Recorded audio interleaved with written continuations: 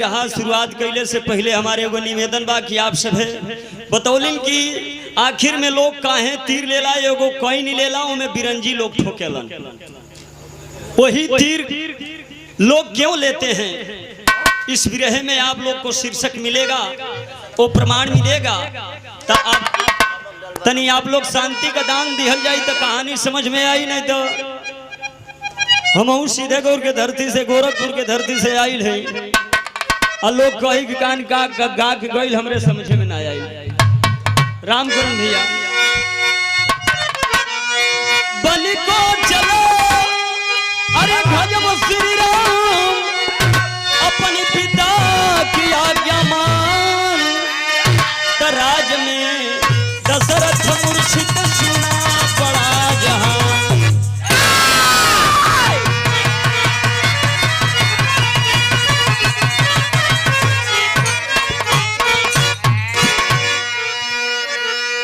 वन को चले गजब श्री राम अपने पिता की आज्ञा मान।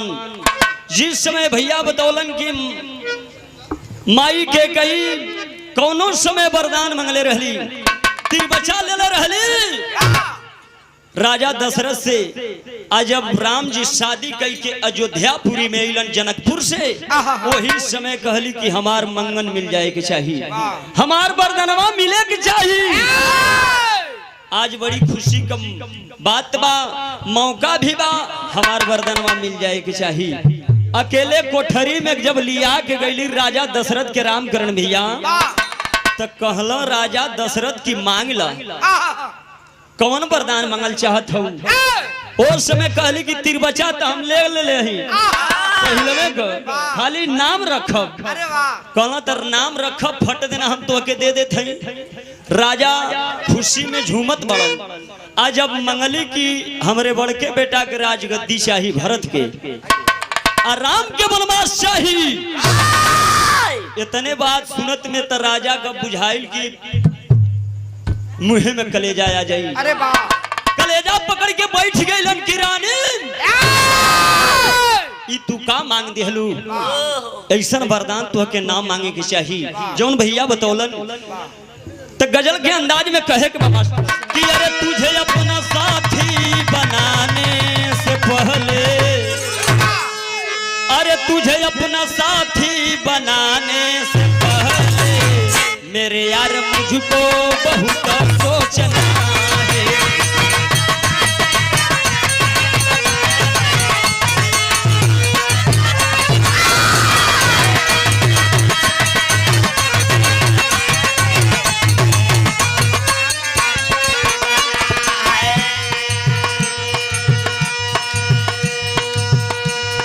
लेकिन भाव पर गौर करेंगे, राम जी के वनवास जब माता के कई मांग दिली, आखिरकार मजबूरी बा कि राजा जबान दे चुकल रहलन, हार चुकल रहलन, बन जाए के आदेश दे दिहलन। सुबेरे के टाइम पर राम जब बन के चलन तो उस समय भइल का, हाँ रघुवर तुझे वन में जाने से पहले, रघुवर तुझे वन में जाने से पहले बाबुल को कंधा लगाना पड़ेगा।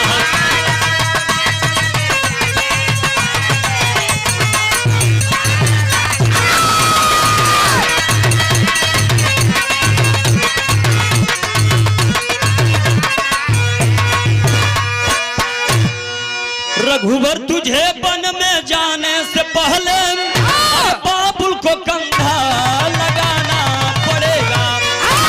सीता लखन को ले जाने से पहले, सीता लखन को ले जाने से पहले बाबुल को कंधा लगाना पड़ेगा।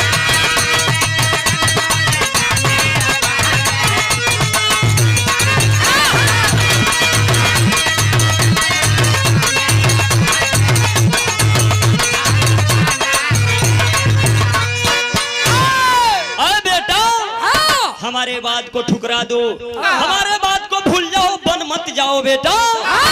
राम जी के जब राजा दशरथ ये बात कहलन, अरे वाह, उस समय राजा आंख में आंसू लेके राम जी के मना करत बाड़न कि बेटा हमरे बात के भूल जाओ, अपने माई का बात भुला जाओ, अपने छोटकी अम्मा का बात भूल जा बेटा, वरदान भूल जा बेटा,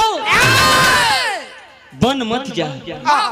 उस समय राम जी कहला कि ना बाबूजी, रघुकुल रीत सदा चली आई, अब प्राण जाई पर वचन न जाई।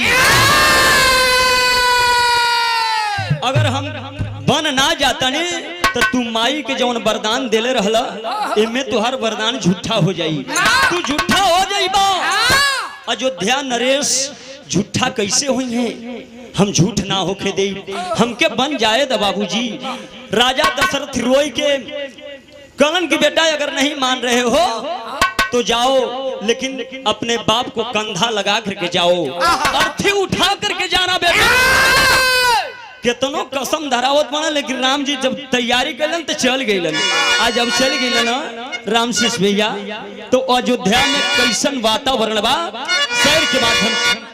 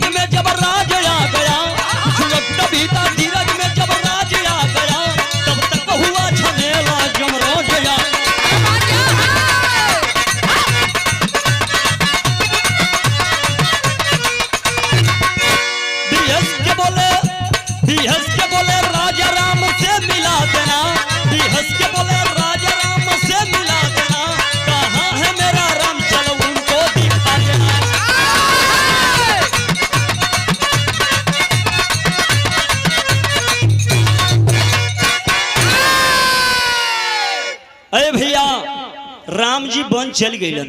और जब बन चल गईलन तो पूरा अयोध्या में शोक छा गई।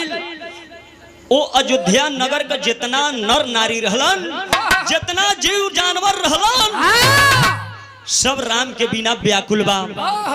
राम के बिना ये बाबू उदासी आ गई अयोध्या नगरी में। यहाँ तो अयोध्या छोड़ दिया, राम बन चल गईलन। लेकिन कुछ समय बीतल, उस समय राजा राम का बाप राजा दशरथ रोवत रोवत खाना पानी सब त्याग दिहलन, सब छोड़ दिहलन। अमृत सैया पर लेट गईलन, रोवत बड़न कि बाह रे बेटा हमके तू छोड़ के चल गईला, हमके तू छोड़ के चल गईला बेटा। हम तो बड़ा ढेर दिन तक जियती, लेकिन अब हम बहुत जल्दी मर जाई बेटा, अब हमार दम निकले वाला है बेटा। हाय राम का रट लगावे लगलन। वही समय जमराज लोग आ गइलन स्वर्ग नगरी से। आ जमराज लोग जब आये तो राजा साहब के एक जने गुड़वारी एक जने मुड़वारी खड़ा हो गइलन। ए राजा साहब आपके चले के बाद राजा दशरथ जी आंख खोलन देखलन कि एक जने गुड़वारी एक जने मुड़वारी। कहला बाबू हमके कहाँ ले चलबा? उस समय जमराज लोग बताओ लोग रामानंद भैया कि तोहके माया को नगर ये छोड़ के चले के बा। अब तुहार खीसा कहानी खत्म, अब तोहके चले के बा। कहाँ ले चलबो? हमरे राम बेटा से दर्शन करा दे बना, हमरे राम बाबू से मुलाकात करा दे बना एक बार। जमराज लोग बतौलन ना, अब तुहरे राम बेटा से मुलाकात दर्शन ना हो पाई। काहे ना हो पाई कि तुहके माया का नगर छोड़ के चले के तो बटले वाले कि तुहके नरक में जाए के बा, नरक में जाए के बा, यही लिए तुहरे राम बेटवा से दर्शन न हो पाई। कारण का बा कि तू पाप कैले बाड़ा। ओ समय राजा दशरथ जी अपन पाप पूछे लगलन कि हम कौन पाप कैले बनी। जवाब पूछे लगलन राजा दशरथ जी, जमराज लोग जवाब गिनावत लोग, पाप गिनावे लगलन। भइल का यहाँ दर्ज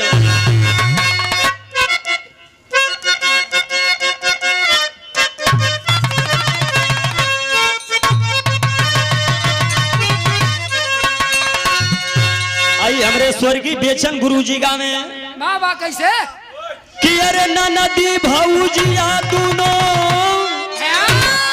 एक सामौरिया कि दुनहु कपिया पर दिसरा।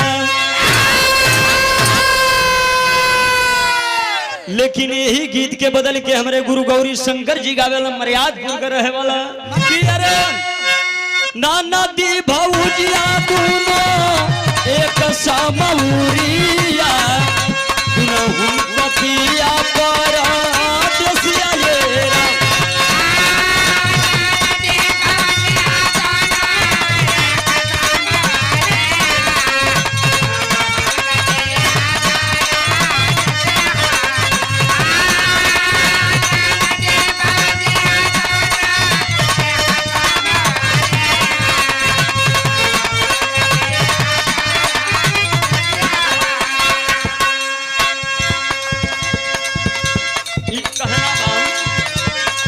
राजा साहब का तू गलती गिनावे लगल कैसे। राजा जी पहिला पापा इहे आप पकाइला, राजा जी पहिला पापा इहे आप पकाइला, जड़ा रहल रखल तीना रियेरा।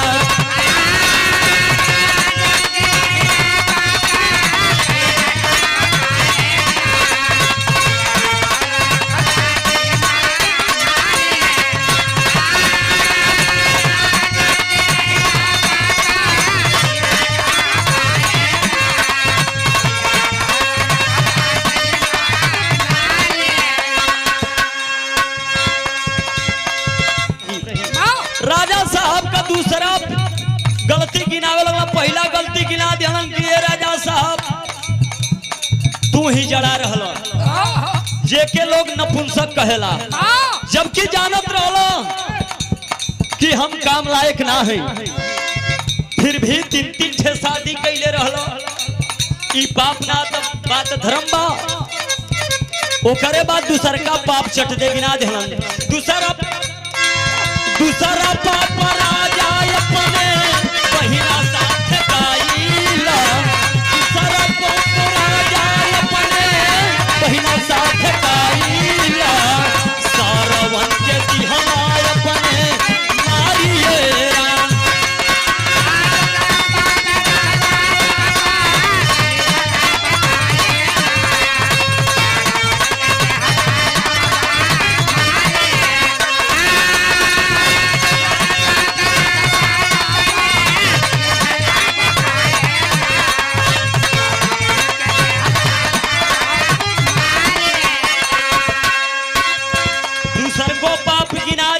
दूसर को पाप राजा जान गइलन कि हमरे बहिन चंद्रकला हमरे बोहनोई उद्यान ऋषि का मात्र एक ही सहारा रहना श्रवण कुमार, धनुष बाण से हम मार देले है। ई तो हमके मालूमे बा, आई हो मालूम बा कि हम 3-3 गो ब्याह कैले रहली। ए भैया गौर करेंगे, राजा साहब का जमराज लोग प्राण लेके आ गइलन कहवा, राजा को ले गए जामा राजा तो ने घरिया, राजा को ले गए जामा राजा तो ने घरिया, ई हले ना कावे गालिए।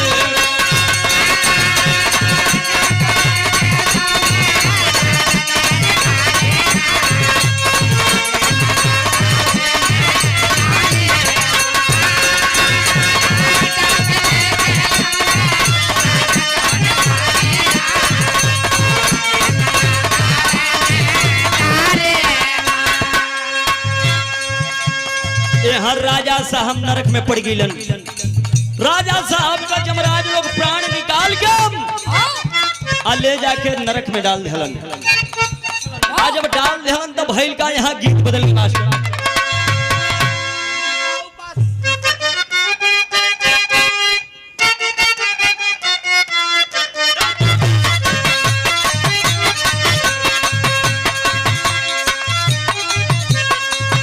उहे तर्ज कलाइन बाम कौन बा बाबू? गोरखपुर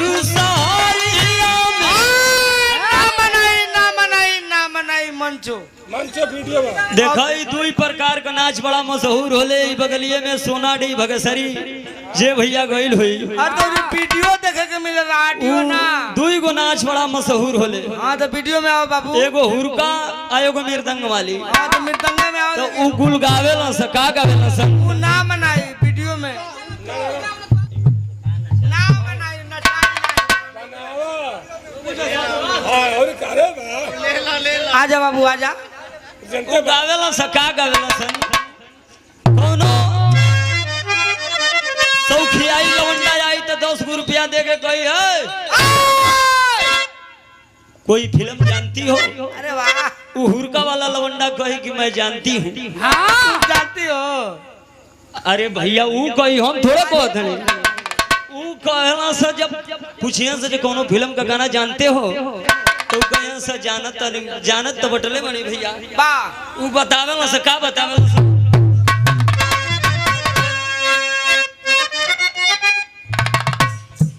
रुक जा अरे वाह अरे बनाओ बाछी बनाओ ए तेजुबो बना। वो गावेला से का गावेला से ए बदरी काका का पतो ए हाँ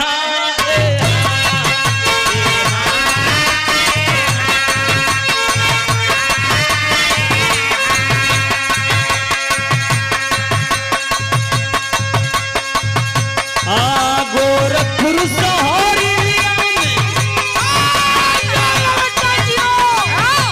चमक के गावेला से गोरखपुर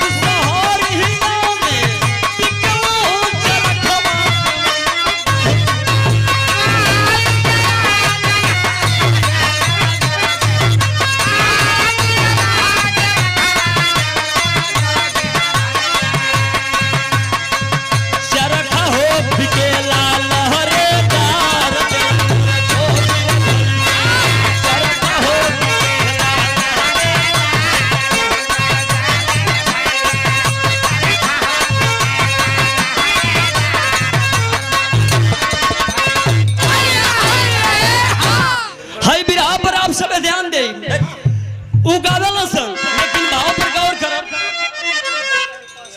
कि अरे राजा ये हमर पड़ी रह गईले अरे नरक हो नगरिया अरे मोर बितवा सुनाबा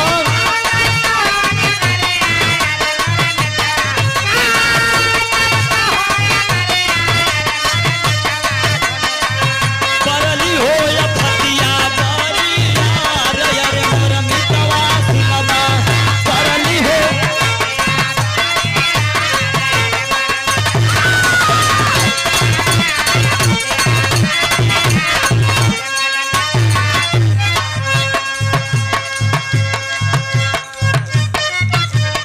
आखिर में ये हर राजा साहब नरक में पड़ गिलन। आई हर बनवा में भइल का धीरे धीरे बाबू ये हर बनवा में गजब हो गई। ये हमार बन में राजा राजा ये हमर पड़ी रे गईले नारका में। हाँ नारका में राजा जी काटेला ससतिया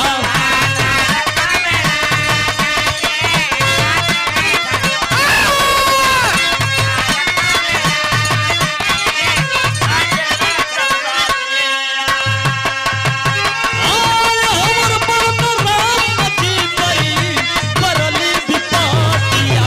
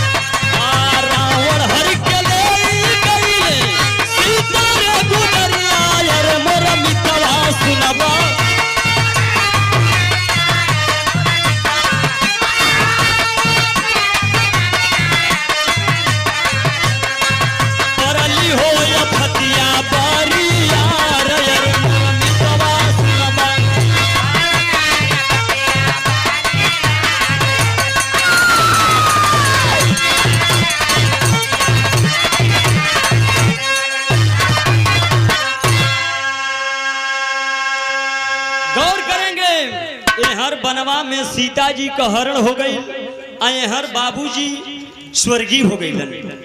अयोध्या में शोक का बादल छवले बा और वही समय वन में सीता जी का हरण हो गई। लंकापुरी लंकापति जके कहल जात रहल।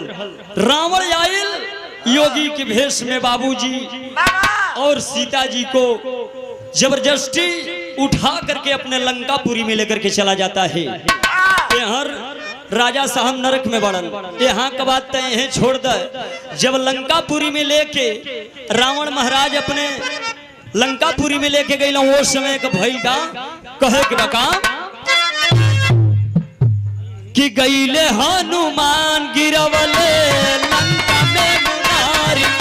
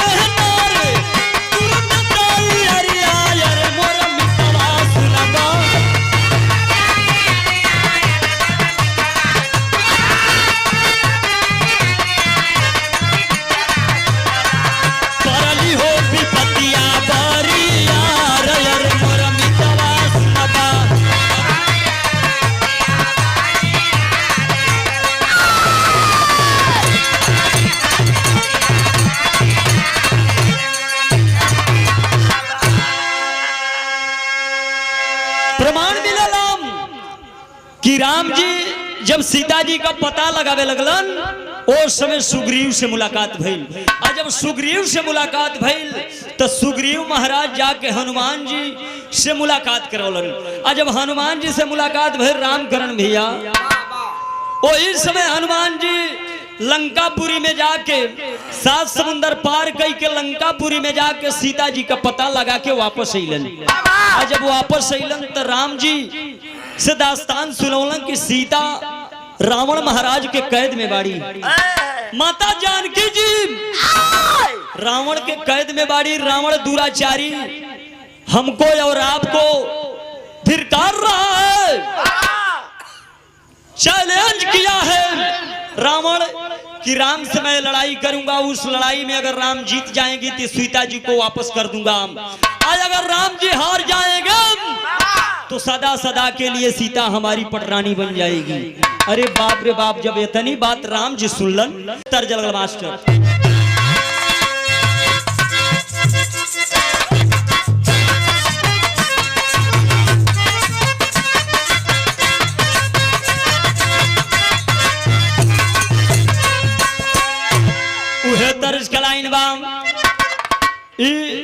मऊ गाजीपुर बनारस का मेहरारू गावेली का गावेली कि अपने बलमुआ की चोरी, अरे अपने बलमुआ की चोरी गोरी घून घुनवा। हीरा बुल्लू और स्वर्गीय रामदेव को ही ना हो पाई, केहू ना हो पाई भैया। वो लोग गावे लोग, लेकिन यहाँ का मेहरारू इनके गांव का मेहरारू गावेली का गावेली कि अरे हम नव रंगीन सपाती। ए प्रेम कला हमरे वर्ता का ई तोहरे गांव में एक दिन रामकरण भैया का प्रोग्राम लगल भजन का, वही में ही बतावत बाना कि ऐसा बजा हम गइल तो ऐसा की सुने के मिले कि अरे हम नव रंगीन सपाती बलमा बदमाशी में फंस गए। हम नव रंगीन सपाती बलमा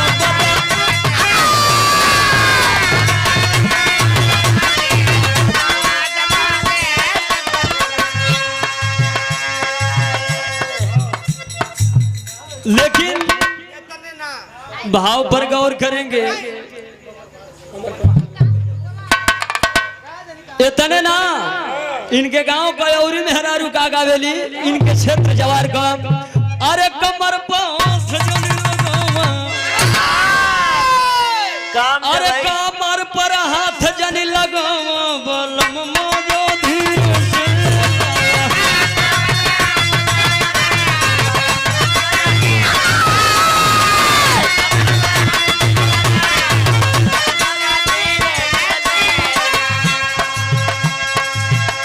लेकिन भैया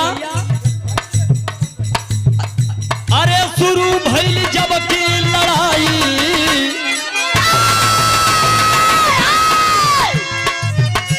अरे शुरू भइल जब की लड़ाई ना चल यार गजब झाम